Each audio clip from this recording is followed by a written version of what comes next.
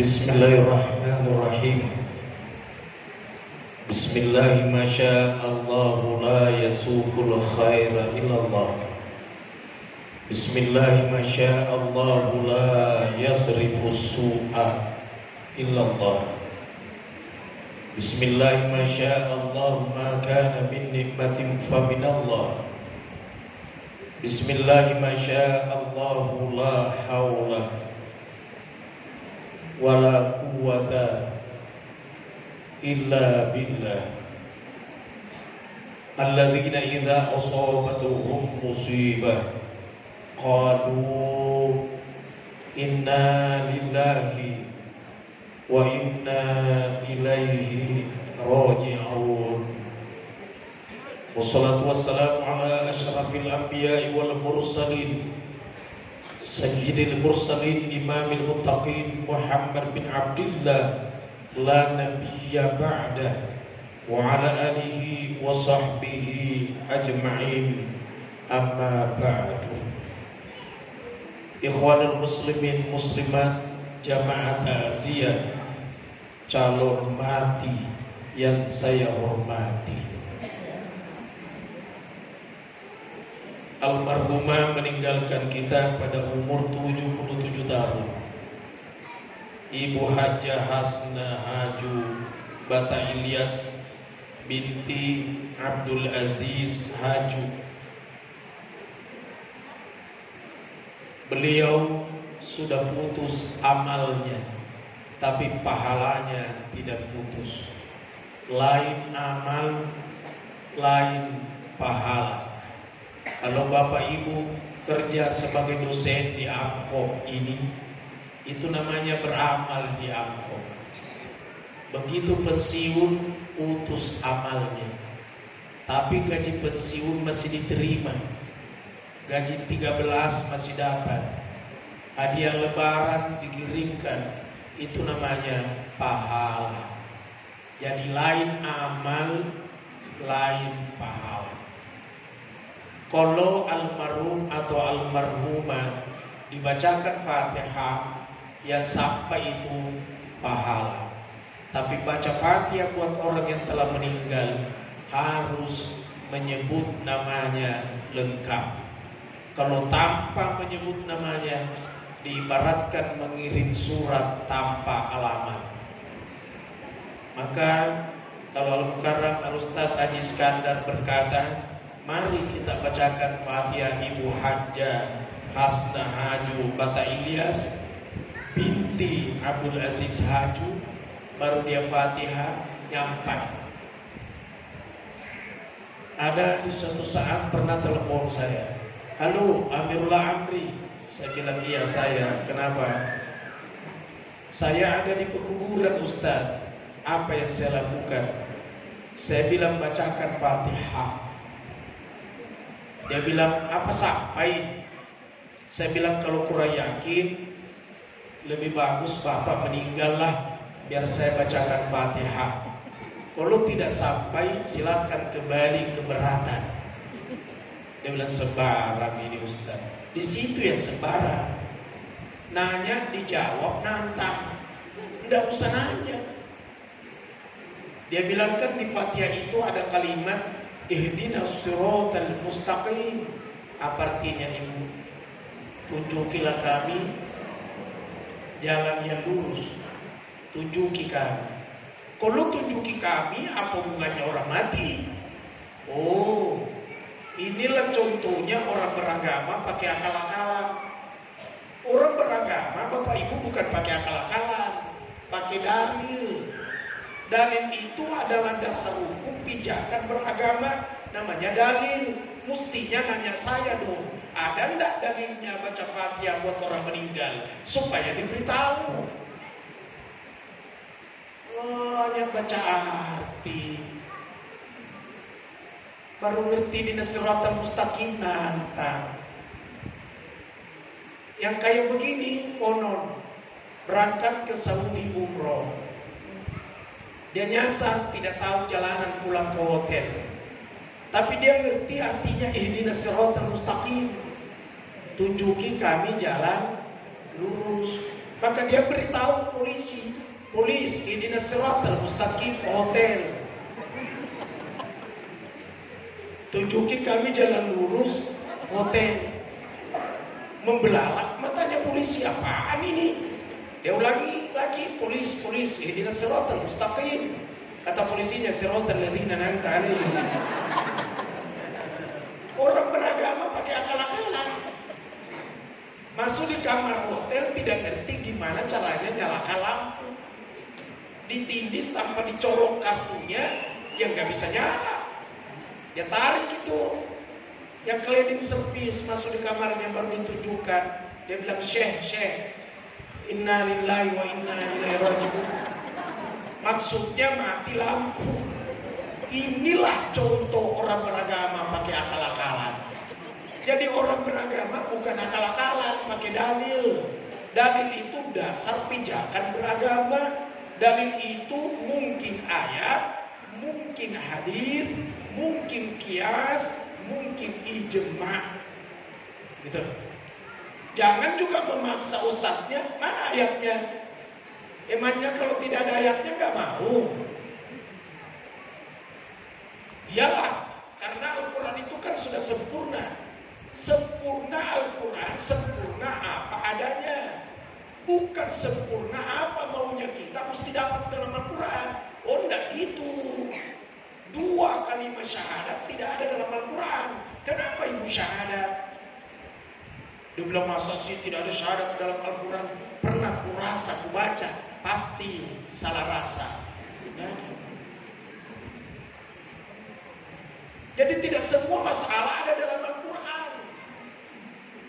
Katanya Quran sempurna. Betul, sempurna apa adanya, membutuhkan penjelasan. Ya, jadi kalau berkata orang, mana pernyataan syahadat dalam Al-Quran?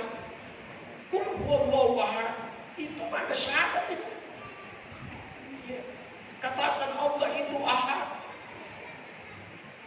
membutuhkan penafsiran. Jadi bukan apa yang kita inginkan yang ada di otak kita, lalu cari ayatnya mesti ketemu. Tidak begitu. Membutuhkan penafsiran. Nah, tidak ditemukan secara letterletnya dalam Al-Quran, mungkin dalam hadis. Tapi tidak semua juga masalah ada dalam hadis. Mengeluarkan zakat fitrah beras dan hadisnya. Yang ada mengeluarkan zakat fitrah gandum. Kenapa di Gorontalo keluarkan beras? Padahal hadisnya gandum. Jawabnya itu namanya kias. Kias itu dalil ketiga. Masalahnya adalah mau kias analogi apa enggak? Yang ada hadisnya itu berwudu di rumah baru berjalan ke masjid. Tidak ada hadisnya berwudu di rumah lalu naik motor ke masjid. Nah. Yang ada siapa berwudu di rumahnya lalu berjalan ke masjid, setiap melangkah terhapus dosanya. Melangkah terangkat derajatnya. Pertanyaannya, bagaimana kalau Pak Haji Iskandar sudah berwudu baru naik motor ke masjid? Jawabnya adalah siapa yang berwudu di rumahnya lalu naik motor ke masjid, setiap putaran ban motornya terhapus dosanya. Mana hadisnya? Bukan hadis, kias namanya. Kias mempersamakan kedudukan hukum. Kias terbagi 9. Tapi bukan itu yang saya mau jelaskan. Itu satu semester itu. Dalil keempat namanya ijma. Ijma itu kebulatan pendapat para ulama. Contohnya kemarin, mestinya kalau hadis sawu sufufakum fa inna tasbiyas sufufi min tamamis shalah, disuruh rapatkan saf, disuruh luruskan, rapatkan. Tapi berkata majelis ulama terancam virus corona, maka buatlah jarak. Disepakatilah ulama di seluruh dunia. Itu namanya ijma. Mau cari hadis tidak ketemu. Nah, begitu juga dalam hal kematian. semua mesti polanya adalah hadis. Polanya hadis. Kalau polanya hadis ibu mau pakai tentang ziarah kubur, oh berarti kubur. Rasulullah SAW ziarah kubur nanti tengah malam, akhir menjelang subuh dan sendiri. Nah, contoh itu. Contoh kan mau ikut Rasul. Bisa tak kira-kira? Nggak bisa kan? Takut malam Jumat mati lampu, hujan gerimis, sendiri perkuburan Macanda sana. Jadi jangan seenaknya ngomong. Saya mau berbuat yang dilakukan Rasul. Yang tidak dilakukan Rasul saya tidak mau, karena itu adalah bid'ah. Oh, belajar dulu. Enak saja bid'ah dulu. Pernah saya diundang ceramah takziah malam ketiga di suatu tempat, kurang orang hadir. Sampai saya nanya panitianya, kenapa kurang orang? Dia bilang pengaruhnya yang ceramah tadi malam Ustaz. Kenapa? Dia bilang tidak ada malam ketiga, bid'ah. Rasul tidak pernah lakukan. Saya bilang pergi beritahu malam ke-1, malam ke-2 juga tidak ada hadisnya. Mana hadisnya? Ayo orang-orang yang beriman, jika kematian, undanglah orang-orang berkumpul. Undang ustaz ceramah tentang kematian, mana ada gitu. Jadi jangan terlalu kaku berislam. Terlalu kaku. Lebih parah lagi, tidak boleh makan di rumah kematian, tapi boleh minum. Aneh. Tapi kalau di sini pasti Bapak Ibu bilang, kalau didiskusikan secara ilmiah, ini bukan rumahnya, ini gedung. Ya kan? Bagaimana kalau di rumah yang ditempati selama ini? Pasti juga kalau kita diskusi ilmiah, dia bilang ini bukan rumahnya lagi, tapi rumahnya ahli warisnya. Karena begitu orang meninggal, maka hartanya jatuh ke ahli waris.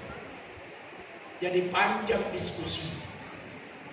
Nah, kalau saya pahami dari guru-guru saya, justru orang meninggal itu, anak-anaknya patut bersedekah. Sunnah hukumnya bersedekah buat orang yang telah meninggal. Apa model sedekahnya? Termasuk makanan minuman. Termasuk pakaian-pakaian bekasnya almarhumah Ibu Haja Hasna, jangan taruh di rumah di lemari, diambil kasih orang, sekaligus minta tolong talkumnya mukenanya dipakai sholat, tolong sabun batiknya pakai sholat, biar ngambil pahala besar.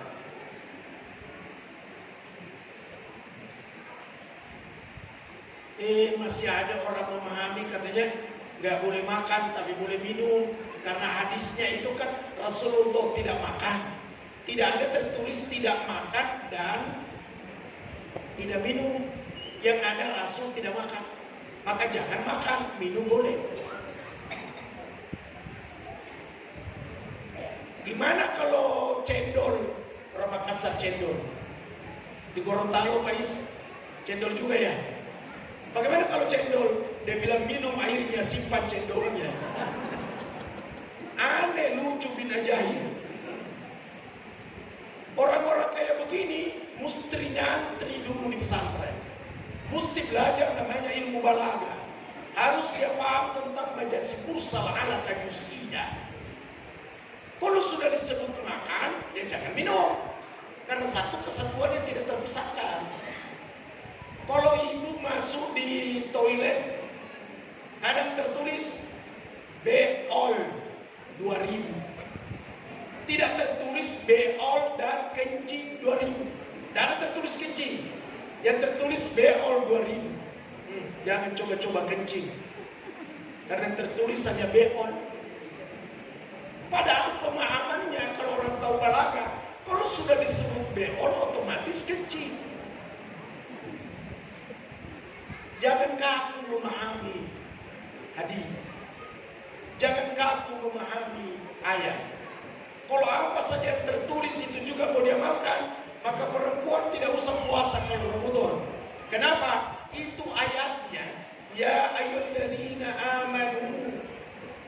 kutiba alaikumusiyam. Amanu dalam bahasa Arab namanya muzakkar. Muzakkar itu menunjukkan laki-laki. Jadi diterjemahkan, wahai orang-orang yang beriman laki-laki. Berarti disuruh puasa sama laki-laki. Yang beriman perempuan tidak usah puasa. Menurut ini ayat. Tapi orang yang tahu ilmu balaghah, kalau sudah disebut laki-lakinya, otomatis masuk perempuan. Tapi kalau disebut perempuan, kadang tidak masuk laki-laki. Panjang yang mau dibicarakan. Enggak, yang perlu ceramah itu profesor.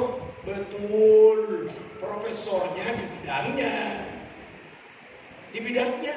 Maka mari kita bicara sesuai dengan bidang kita masing-masing. Jamaah takziah. Saya dikasih catatan Pak Jis tadi, umurnya beliau 77, Pak Jis. Artinya adalah 77 tahun tidak ada yang perlu disesali lagi. Karena umur itu sesungguhnya hanya ada 60-70. Ini yang masyhur, ini yang umum, ini yang kebanyakan. Kapan orang kembali ke akhirat? Antara 60-70. Dan Rasulullah SAW bersabda, likulli syai'in hasadun wa hasadu ummati baina 60 wa 70. Tiap-tiap sesuatu ada masa petiknya, masa panennya. Umatku antara umur 60 ke 70. Antara 60-70 disinilah umumnya orang meninggal. Maka bapak-bapak yang sudah berumur 60, saya bukan buat takut-takut Pak, tapi mesti condonglah untuk kegiatan akhirat. Ya, kalau di atas 70 sudah mulai kurang. Di atas 80 lebih kurang lagi. Di atas 90 hampir tidak ada. Di atas 100 kita cari kemana-mana baru ketemu. Yang umum antara 60-70. Olehnya itu Bapak Ibu yang pada posisi 60 tahun lebih bagus condonglah untuk akhirat. Yang saya maksud adalah kalau masih bisa tidak marah, jangan marah. Kalau masih bisa mengalah, lebih bagus mengalah. Kalau bisa dipaksa-paksa dirinya untuk ibadah, paksa-paksa. Apatah lagi semakin orang berumur, maka jatah untuk tidur itu sudah berkurang. Beda kalau anak-anak, dia butuh tidur 8 jam sampai 10 jam. Tapi orang yang sudah di atas 70, palingan tidurnya 3 jam sampai 5 jam. Daripada tidak bisa juga tidur, bolak-balik saja di tempat tidur, batuk sambil kentut. Lebih bagus bangun berwudu, ayo tahajud. Ayo. Dia bilang berat, apanya berat? Apalagi masjid-masjid itu tarhim. Wassalatu wassalamu alaik. Masih dapat tahajud 6 rakaat tambah 3 witir. Tidak bisa 4 rakaat 1 witir. Tidak mampu 2 rakaat tahajud, tidak usah witir. Masih capek, langsung saja serakaat witir namanya. Tidak mampu, tidur saja terus.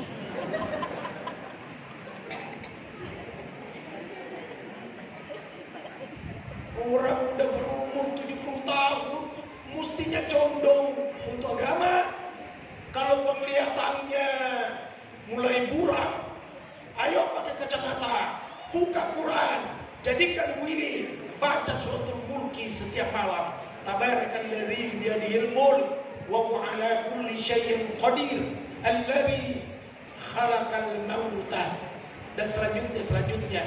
Lalu doa, ya Allah, dengan berkah suratul mulki yang aku baca, mudahkan ketika aku sakratul maut, jadikan kuburku terang, aku berlindung kepadamu ya Allah dari azab kubur. Suratul mulki. Halo, yang muda-muda jangan berkata saya masih panjang Ustaz, masih 40 tahun. Terlalu banyak juga orang meninggal 40 tahun. Artinya adalah tua atau muda mesti siap bekal. Musibah besar adalah kematian. Lebih besar lagi kalau tidak siap untuk kematian. Ada 3 yang berani mati. Ada 3 berani kematian. 1, orang yang tidak mengerti ada apa sesudah kematian, maka dia berani untuk mati. Karena dia tidak mengerti ada apa di saat kita meninggal, dia berani. Yang kedua, yang berani mati adalah orang yang lari daripada takdir. Contohnya orang yang bunuh diri. Yang ketiga yang berani mati adalah orang yang amat rindu dengan Tuhannya. Seperti Rasulullah SAW ketika muncul Israil malakul maut, ya Rasul, saya datang ziarah dan saya datang untuk cabut nyawamu kalau engkau mau. Kata Rasul, silakan ya Israil, karena aku sudah amat rindu dengan Tuhan. Woi Israil, merapatlah, cabut nyawaku dengan sekuat tenagamu. 1 permintaanku, ketika engkau mencabut nyawa umatku, jangan engkau keraskan, pelan-pelan, biarlah aku yang menggantikan seluruhnya, karena aku amat cinta sama mereka. Ya Allah ya Rabb. Alangkah baiknya Rasulullah buat kita semua. Dia bilang pelan-pelan ketika engkau cabut nyawanya umatku ya Israel. Kalau aku keraskan, biarlah aku yang menggantikan mereka. Ummati, ummati, oi umatku. Tapi Rasul baca doa, Allahumma a'inni ala ghamaratil mauti wa sakaratil maut. Ya Allah, tolonglah aku atas sakitnya mati dan susahnya sakratul maut. Rasul baca.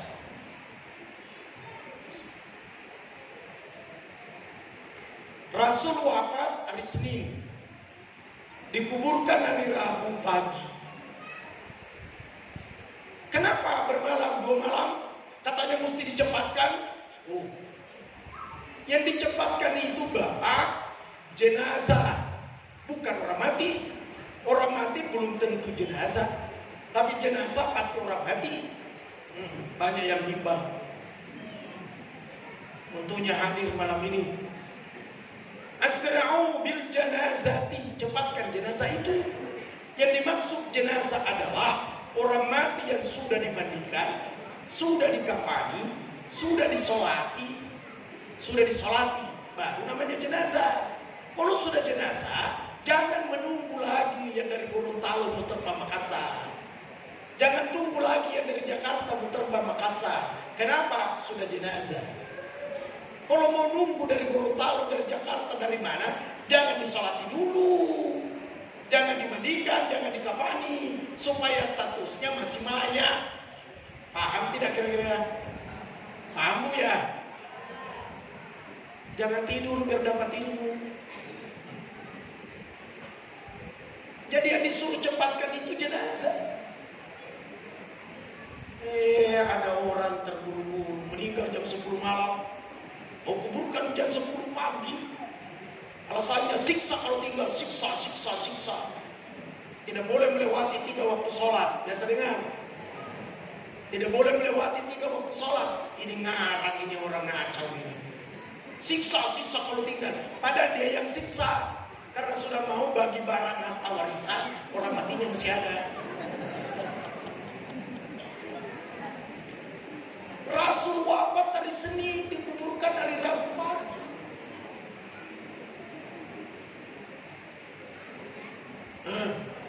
Kemudian yang kedua, ini masalah ini. Dia larang lagi orang nangis. Jangan nangis. Tidak boleh nangis. Astagfirullahaladzim. Gimana jangan nangis? Anaknya itu yang nangis anaknya. Mama meninggal, anaknya tertawa. Bawa ke rumah sakit jiwa. Mama meninggal, baru anak dilarang nangis. Gimana bisa? Itu perasaan muncul dari dalam. Dia ingat mamanya di saat dia masih kecil-kecil, umur SD. Mama sudah mau masukkan kue di mulutnya. Muncul anaknya. Dia melihat ke mulutnya mama. Tidak jadi mama makan kue itu. Belok tangannya ke mulutnya anaknya. Dia ingat apa tidak nangis. Dia ingat ketika umur SMP suka dibelai rambutnya sama mama. Ingat waktu dia sakit keras sama anak. Digendong sama mama dibawa ke rumah sakit. Waktu itu tidak ada duit. Tapi mama berani berkata, dokter, berapapun saya bayar, berikan obat yang terbaik buat anakku. Itu yang ada di benaknya anaknya. Apa tidak nangis kira-kira? Datang orang dan jangan nangis, jangan nangis. Jangan nangis karena bukan mamamu yang meninggal. Apalagi kalau suami meninggal, itu istri bukan saja menangis, pingsan-pingsan. Tidak bisa menjawab. Kalau ditanya, Bu, kenapa Bapak? Dan dijawab, pingsan lagi. Suami meninggal, istri pingsan. Tapi istri meninggal, belum pernah saya melihat suami pingsan. Dan pernah saya lihat. Halo, bukan persoalan tidak cinta, karakter yang membedakan. Selanjutnya minum dulu.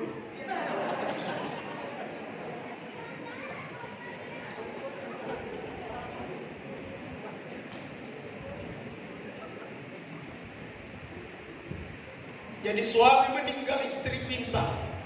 Istri meninggal, belum pernah saya melihat suami pingsan. Bahkan kadang dia hanya merokok. Ada yang tanya, Pak, kenapa ibu? Sudah lama sakit memang.